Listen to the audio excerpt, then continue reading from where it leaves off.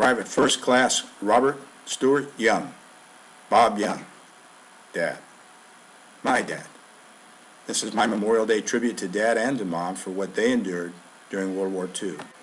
Dad was a pretty confident fellow and hard-working. He dropped out of high school after 3 years to work full-time, but apparently he didn't stop going to high school basketball games. On October 14, 1938, he went to a game against McKee High School, and while sitting on the McKee side, he flirted with one of their cheerleaders, Janice Horan. That's Janice on the right, my mom. They must have been pretty crazy about each other, because by June 14th they were engaged and married by December 14th, 1939. 14 months from the day they met. 14 became their lucky number. These next two pictures were taken the day they announced their engagement, and I have to tell you, from a lot of the pictures I've seen of Dad, he never seemed to be beaming so proudly. This is Mother's formal engagement picture. Mom was a pretty lady, an opinion shared by others as seen in this newspaper clipping.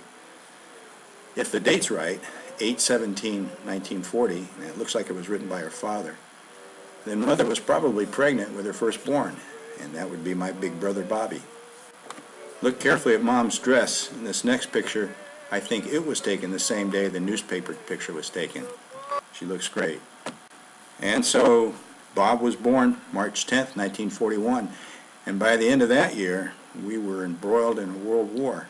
And yet, when these pictures were taken on the beach in 1942, things seemed to be pretty normal. But the world caught up to them in May of 1944, and on the 22nd, Dad was inducted and sent to Camp Upton Yafank in New York, where he started his basic training. Dad trained all through the summer, and I suspect by around October he was on his way to Europe. Fortunately, Dad must have gotten some time off, because he did get to spend some time with Mom and Bobby, and in this picture he's just a slick-sleeved private. While Dad was in training and while he was overseas, Mom worked at Holloran General Hospital. This pass was issued to her just a few weeks after Dad was inducted.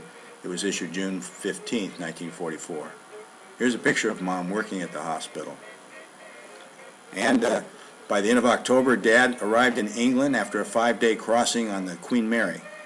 And he ultimately was sent to the Hurtgen Forest with the 4th Division and spent the next 30 days in hell. Dad arrived in the Hurtgen by truck, departing Belgium on the evening of November 6th, and they arrived at about 4 in the morning. The forest is very dark, many trees close together, and when Dad arrived, it was 4 a.m. and there was no moonlight, completely dark. It was raining. On November 10th, Dad's company, Easy Company, got surrounded while trying to support companies F and G. They withstood 2 attacks a day for the next 2 days. On one occasion, German tanks came within about 100 yards of their position and yelled for them to surrender. Well, Dad's company yelled back, "F you," and requested artillery on those positions. That included white phosphorus. When the tanks saw the hot burning phosphorus, they left in a hurry. During those couple of days, food was so short they had to take it from the packs of dead soldiers. On the 3rd day, November 12th, they were able to make communications with the 3rd Battalion, and next morning found the Germans had left. They were able to reunite with the 3rd Battalion, losing only 2 men to mines. In their first 9 days in the line, Dad's regiment, the 12th, actually lost ground rather than gain it, and at the cost of over 1,600 casualties. In the scenes you've been looking at, you can see how dense the forest is. You could barely see 10 to 20 feet ahead, and the Germans wore dark green uniforms, making it even more difficult to find them. And when there wasn't snow, there was mud, and the mud bogged down jeeps, trucks, tanks, and infantry too, and they had to live in it. They were never protected with buildings. They were always digging holes, foxholes, for their protection. And since vehicles couldn't readily get in, almost everything had to be taken in and out, including the wounded, on foot. Artillery and mortar fire were a daily event. And what you're going to see in a few seconds is a simulation of what that was like. Cameras have been placed in an area to make it look like you're in foxholes in the forest. And you're going to see these explosions all around, up in the trees that sent portions of the tree and the metal flying down like bullets. Just watch this for the next few seconds. That's a view from inside a foxhole looking out. Imagine yourself, imagine thousands of men, not just Dad and his company, but thousands of men in the forest, all experiencing this every day, multiple times a day. It was nothing less than brutal and hellish. This went on for the next several weeks until about December 6th, when Dad's entire 4th Division was pulled out of the Herdkin Forest and taken to the southern portion of Luxembourg in a little town called Echternach. That would be the arrow at the bottom of this map. And there in Echternach, things were pretty quiet for a while. That was a quiet sector, and that's why they were sent there, to rest and to be refitted and given more replacements. But all that changed on the morning of December 16th. The Germans successfully completely surprised the Allies and started a last offensive, eventually called the Battle of the Bulge. These pictures were taken very soon after the battle, when Echternach was reoccupied, but you can see how much damage was done. This building in current day Echternach, at the time, was referred to as the old hat factory. At the time the battle started, this was the headquarters for Easy Company. This is where Dad ended up and where he was wounded and eventually taken prisoner about December 19th. These arrows show the battle damage, and especially the second floor window. You can see the damage right next to the window. And Dad should have been looking out that window and shooting to his left, your right, down the street, when a blast wounded him.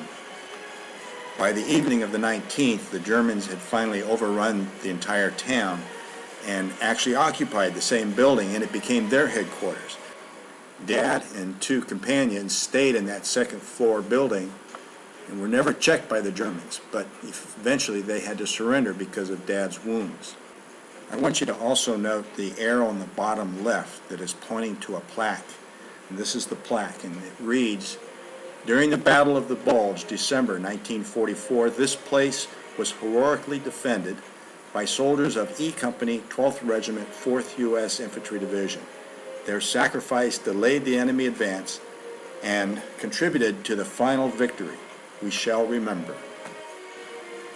After Dad's surrender, he was joined with the remaining of Easy Company, who also had to surrender, and they were all taken to this prisoner of war camp, Stammlager 4B, otherwise known as Stalag 4B. And Dad stayed there until April 23rd, when he was freed by the Russians, and 2 days later, the 69th Infantry Division of the Americans came in and took over. This picture shows quite a few of the prisoners taken during the Battle of the Bulge. This camp was originally made for about 10,000. This picture says there were 16,000 prisoners, but by the time the camp was liberated in April, there was 30,000, and the conditions were absolutely horrid. Somehow Dad survived these horrible conditions. He shared some stories from time to time, but not a lot. Ultimately, he also suffered from yellow jaundice. He ultimately lost his left eye and had some wounds in his head and his arm. It was a rough couple of years getting back to the States and trying to get back to a normal life, but ultimately he did, and he and Mom and Bobby moved to California. This picture was taken at the trailer park in Seal Beach where they first arrived. Mom wondered sometimes would she have another baby, but by March 1948 I came along. Here I am in Mom's arms, and eventually so did 3 more, And in the mid-50s, when this photo was taken, Dan, Tom, and Joyce were also in the picture. Dad passed away peacefully in September of 2003, and Mom about 2 years later, almost to the day. Thank you, Dad and Mom, for all that you did, for all that you gave us, all the guidance and the strength. We hope we were worthy of it.